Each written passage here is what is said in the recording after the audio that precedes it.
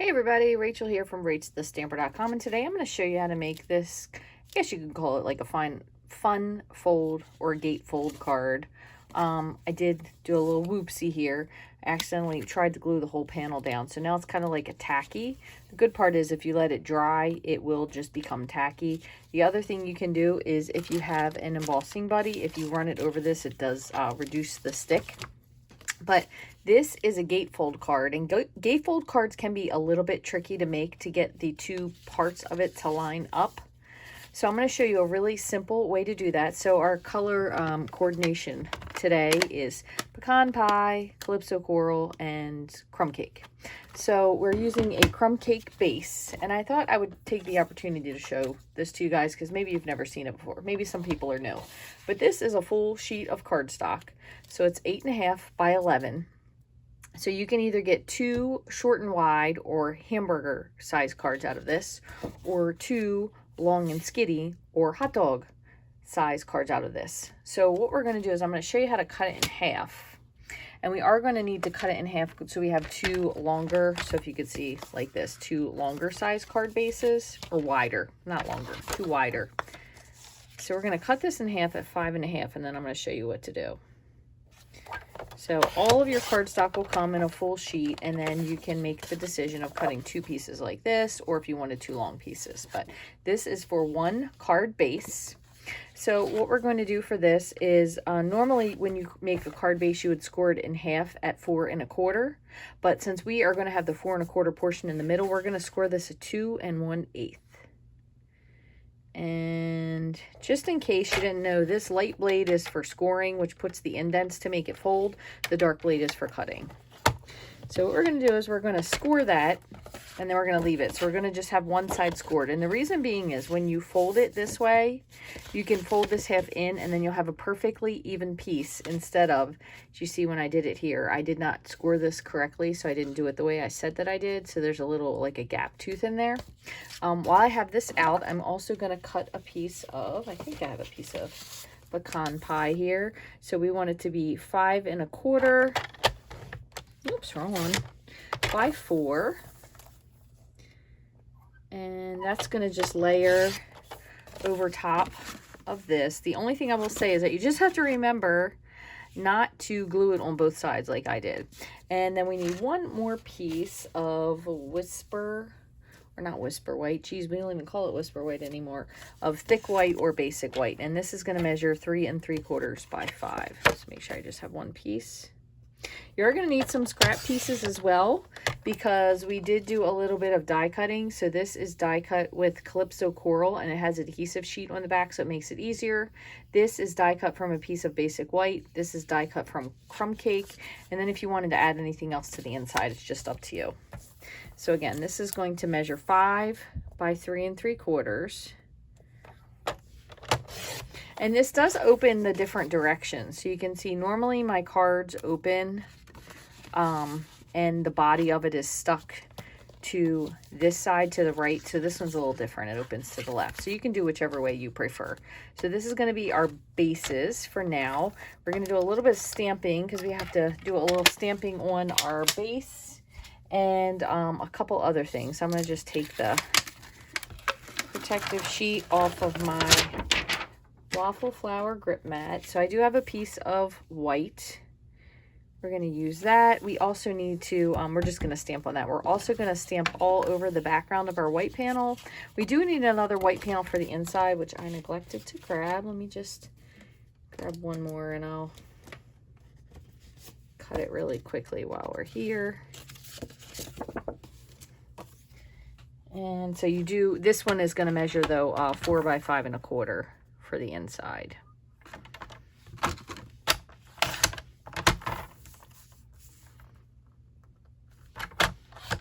Okay, so this is our inside panel.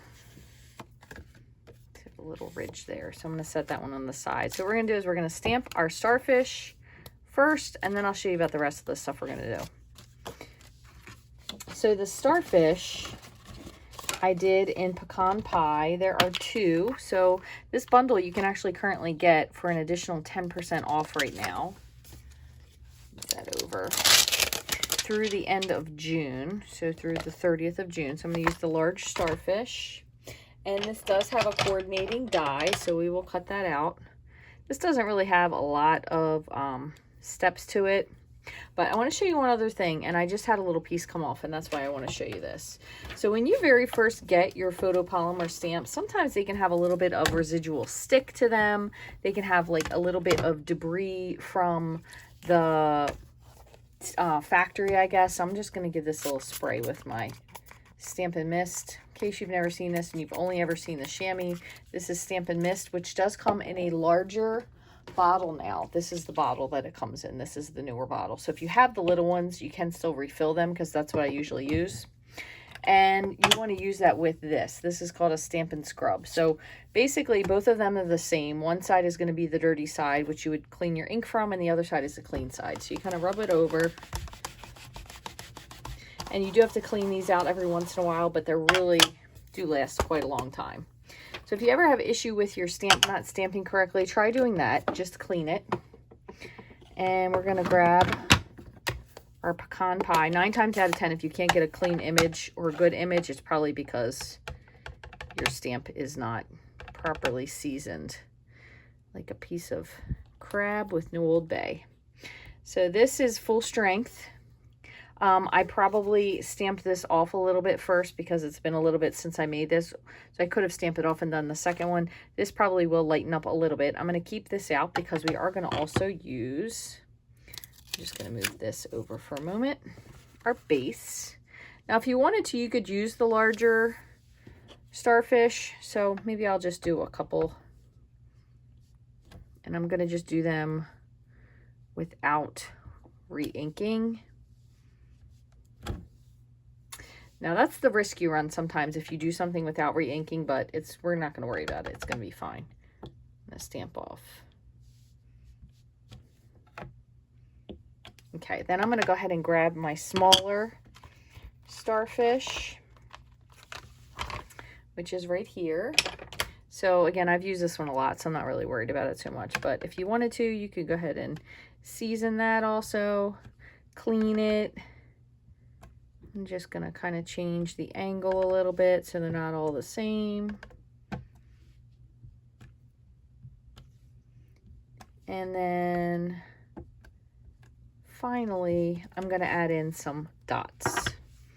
So you can see the dots. There's also little pieces that kind of look like pebbles or stones. But I kind of find like sometimes if you're missing something, filling in the dots usually gives you a little bit of something. And then you can do these in... You can stamp them usually with this color 3 times before you have to re-ink it, but it really just depends on what you want your card to look like. And I kind of just rotate it when I do so we don't end up with a lot of stuff that looks the same, but it's going to get covered up. So it really just depends on what you want to do. With the fact that this piece here has a darker spot, we could also rotate that around to the bottom if we need to. So I'm just going to clean my stamps really quickly. Like I said, I really do like the chamois, don't get me wrong, but I feel like the Stampin' Scrub just gets into the cracks and the crevices and the creases of the stamps to clean them a little bit better than the chamois does. So I honestly prefer using the scrub. And then I'm pretty sure this is still, we'll see, damp enough. Yep. I'm going to just lift. I'm going to use my chamois to clean this off. I'm just going to lift this up, kind of shift this to the side, and then I'm going to just wipe this off. You can also, if your chamois is dry, the other thing you can do is slide this over just a little bit. You can just spray your waffle flower mat and just give it a good wipe off. You can also, if this loses its sticky, take it to the sink and kind of give it a good rinse with water. I'm pretty sure you can actually use a little bit of dish soap on it as well, but I would need to I really want to triple check that first. Okay, and one other thing I want to show you before I put this back. So the other thing that you can do and I have several different examples here. These are cut out, so it's going to make it a little bit more difficult, but this is what we're going to use for our little delicate coral piece. But I have all these different pieces that I have embossed, so you could do this. The cool part is that there's an embossing folder. Oh, and I need to grab that. And then there's also a set of dies. So the dies are kind of similar to, here's our folder. They're kind of similar to the lemon, if you guys remember that. So what it does is you can actually emboss and die cut all at the same time. So it will emboss your cardstock and it will die cut these out. Or if not, you could just emboss it and just use that layer. So I'm going to just I want to show you how it works. I have some already done, so I don't really need too many, but I'm going to show you how it works anyway. Here's that piece. Where's the other piece I'm missing? Here, we'll do it with this one. So what you would do is you're going to put your, I think we'll go with these two smaller. We'll make sure they're in there. You're going to put your piece of cardstock in. And this is just a scrap piece of cardstock. You're going to put in your large die. Now you do have to fool around. I don't have a Stampin' Cut and Emboss machine. I am using a Big Shot still, so you can see it just sits right in there. And so I'm going to close this, flipping it over. I'm just going to keep my hand on it. You may have to fool around to see what type of a sandwich that you need to use. You can't use the magnetic platform for this because it will be a little bit too thick. So I'm fairly certain, if I'm not mistaken, that I used the regular plate, the non-magnetic plate, with just one of these. But let me just pop it in there and I'll tell you for sure.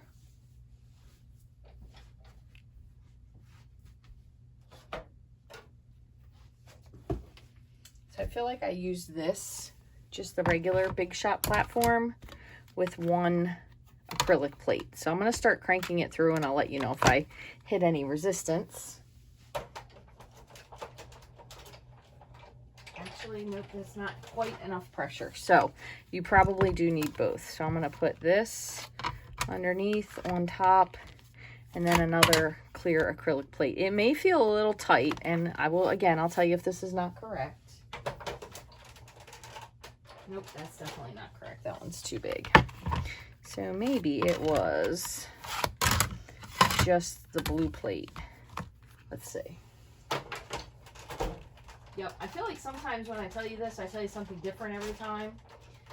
And I did label my plates for a while, so I knew. So the A plate would go with this when I was doing just the thick folders, which should have dawned on me. But the fact of I didn't have... I had the die in there too, threw me off. So obviously this one's broken because we had already die cut something out of that. So we don't need that. But you have these other ones and they're it might not be easy to see, but they're really, really detailed. Now, if you want to get them even more detailed, before you run it through, lightly spritz your paper with water. So you could use a Stampin' spritzer. This has the little, the shimmer paint in it and alcohol. So you could spritz it with alcohol, you can spritz it with water, but it really gives a much deeper press. So just something to keep in mind. So I'm going to move these. And then if not, you would just have this emboss layer. You can see it does the dots and everything too. So it's definitely very cool. Move this over. I am going to still need that for something, so I don't want to put it too far, because we're going to cut these out, and I'm going to cut both of these out with, this has adhesive sheet on the back. So I'm going to run these through twice because they are very detailed. So I'm going to put those on, and I want to see if I can fit this little starfish in here too. So I kind of have these hanging off the end here. Make sure that gets all the way through. And then I want to cut my starfish, which is here. This is larger. The easiest way is to look for that little hook. Goes right up here. If you wanted to, you could put a little piece of tape on it. That should be fine. Just like that. And I'm just going to die cut these. So again, because these are a little more detailed, I'm going to go back and forth twice. This one, it won't matter. It'll come out pretty easily.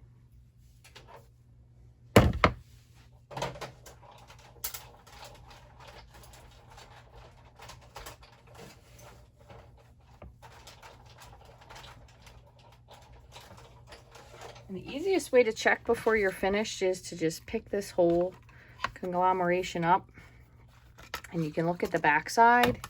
You can see that is really cut through there. If not, you can always flip it over too. That's another great idea. So put this here for starfish. Yep, there you go. All the pieces fell out, so you know it's good. All right, let me move these over.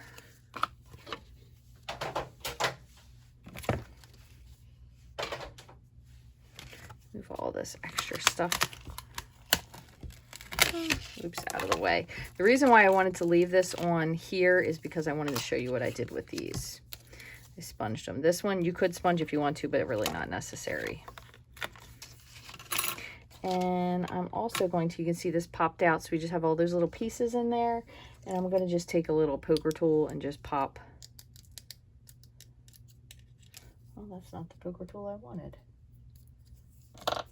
I'm just going to use my scissors and just pop through right here. That should make it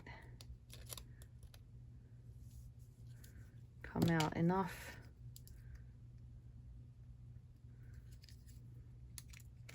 Or not, gosh.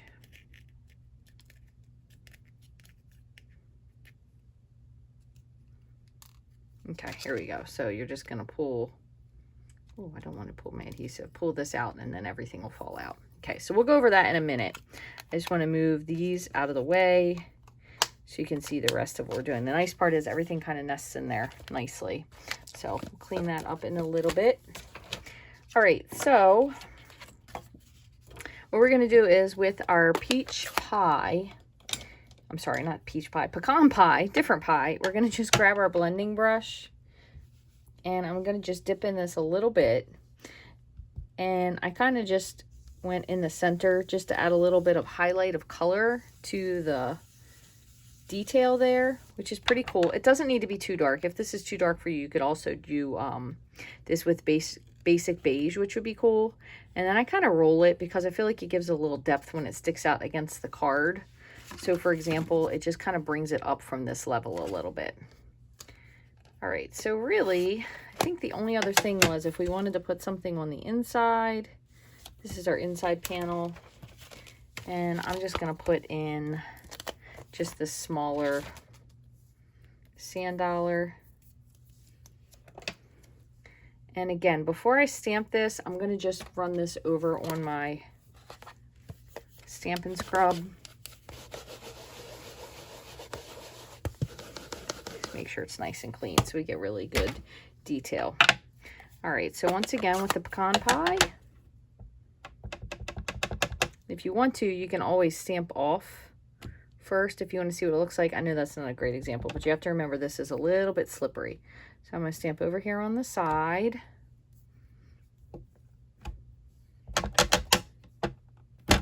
And then over here. Just like so. And then I'll just put this little tiny guy right above it. And you could put any sentiment that you want. I didn't really put one on here because I didn't want to commit to something. A little piece of paper stuck on there. I didn't want to commit to something, but you can put any sentiment that you like on here. So I'm going to move this out of the way, clean this off, wipe up my mess, and we'll start putting this card together. The card really isn't very complicated. It's just that I like to do things with a lot of steps, and sometimes me and my 8,000 steps make things seem a little more complicated than they actually are. So I'm just going to use my chamois to wipe all this ink off that I have down here. See, let me move this over and pick this up. Same with this. This chamois is really kind of dry and a little bit dirty, so it's not cleaning as well as it normally would be. But I'll wipe it all off afterwards with a nice part about this is you can just use your spray and a microfiber cloth and it cleans up really nicely. Now, I seem to have misplaced something, but so we're going to just move on because I don't want to make you guys wait any longer. So I may go to the bottom with this just because of the way this panel lays. So what I'm going to do is I'm going to put some liquid glue and I'm going to adhere this to my pecan pie layer. So again, this one measures 3 3/4 by 5. So go right here. Okay. Then I'm going to put this piece down here. Actually, no, I fibbed. See, I turned it on the wrong direction. We're going to go down here. We're going to put this piece first down here. So I'm just going to pull the adhesive paper off, which actually will remove a lot of that inside stuff. It kind of sticks to this, which is pretty helpful. So we're going to put this here. So we'll cover up that little weird spot that was not glued correctly. We'll put this guy here. I'm just going to put him on with some liquid glue. And then we'll put this guy up with some mini dimensionals.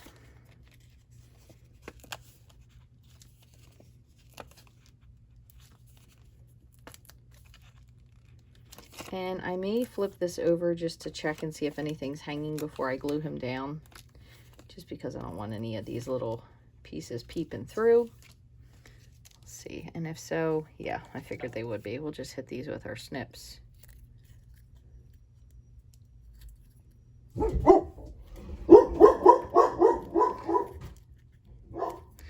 Sorry for the dog barking. He's protecting the whole neighborhood. Okay, so I'm going to just pull the backings off.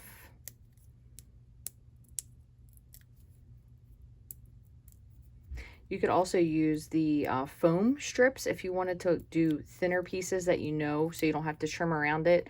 But you cannot intermix the foam strips and the dimensionals because they are actually different heights, and you will be able to see the difference. So this would be really cool if you had a little bit of, if you still have this, because it is silver, but still it looks really cool, that mesh ribbon that we had. Man, I wish they'd come out with that in something else. This was, I think, one of my favorite ribbons. You could just put a little piece of it in the back.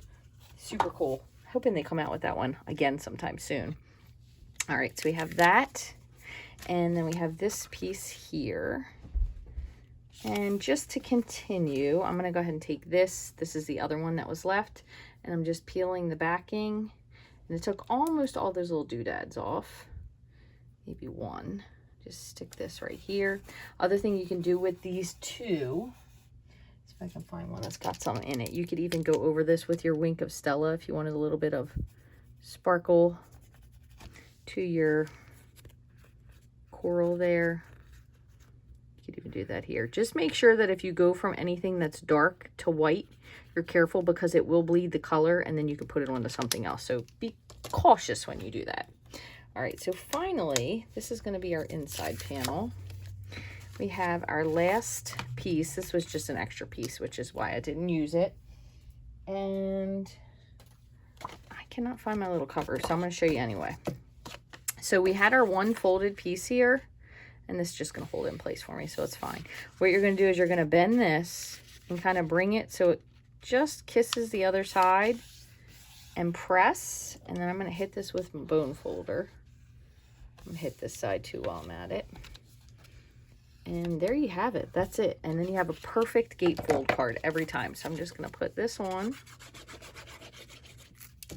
Just stick that on the inside. You can put this at the top if you wanted to. And then here's where you decide. If you still want to stick with putting it on the left, you can, or put it on the right. Just make sure that you only put glue on one side. I don't know what I was thinking when I made it. I think what I did is made a huge mistake. But so I'm going to change this one to the right side. And then what you do is just make sure there's a little bit more right on this side. You're just going to close your card front. And you just kind of situate it on there so it's centered. And then you'll have one. Now this one won't be sticky, whereas this one I put the glue on the wrong side when I did it, so I totally goofed that up. But there you go. A really, really fun and pretty fun fold card. It will still stand up on its own. And again, you could add, if you wanted to, some little pearl embellishments, which actually would be cute. So I might pull some of those out and pop them on there as well, because they'll be cute. You know, the one thing I still have, which are adorable. Oh, where are my pearls? These actually, I think these would look really cute because they're bigger. So they fit nicely, and they kind of would look like, these would be really cute too, the opal rounds, if you have those. So the little pearls, but I'm going to use these flat backed pearls. I'm just going to put one of them, one or two of them on the front of the card. And I'm going to go with the tinier ones, just so it's kind of like something of the sea. And I know normally I'm like a 3-person, but I think this is just enough that it kind of makes the card and it doesn't really overpower it with the pearls, because they do add a little bit of height, but they're not going to be any higher than anything we put on here with dimensionals. So I want to thank you so very much for joining me today. I hope you learned something new with this card that we created, something new maybe with the technique or with how to make a perfect gatefold card every single time. If you have any questions or comments about what you learned here today, please be sure to leave me a comment below in the YouTube description. You can create a free account if you have not already to be able to comment on YouTube videos. You just have to have a Google account. It is 100% free. It's an email service. Otherwise, all you can really do is, I think, like and maybe follow people. You might not be able to do even follow people if you don't have a Google account, but it is free. And then below in the description, it will give you all the supplies that we use today, all of the links for everything, for specials, for shopping, etc. However, just above that, or I should say, just below that is the link to shop, and then down below that is where the comment section is. If you haven't already, I would love for you also to like and subscribe to this video. There's a 100% free way to fully support me and my channel. Share this with you if you have a friend that would like to maybe see this card or see how to make an easy gatefold card. If you would like the measurements for this, if you missed them, you can click the description that says blog below here, and it'll take you over to my blog, which I have all the sizes and everything printed. Hope you enjoyed this card as much as I did. Thanks so much for watching. Have a great day.